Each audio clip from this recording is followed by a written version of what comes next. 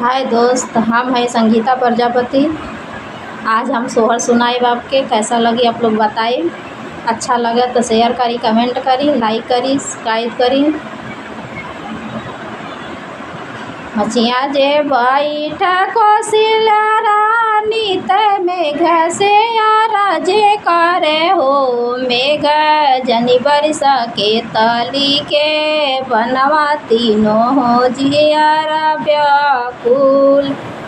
मेघ जानी बरिस के तली के बनावा तीनों हो जियरा व्याकुल। के कर भीगेला के हो भीगेला बेला तारे तके हो बाबूर तारे हो। ललना के हो भीगेला अशोक तारे तीनों हो जियरा व्याकुल।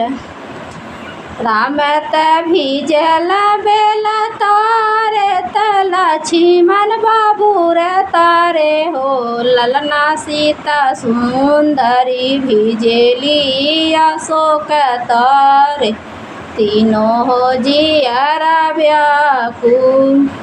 के कर भीगेला चादरिया के कर पगड़िया भीगे हो।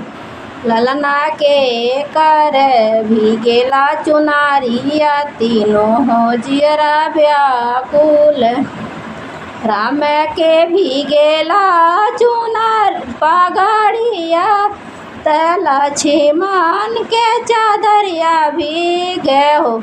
ललना सीता सुंदर के भीगेला चुनरिया तीनों हो जियरा व्याकुल।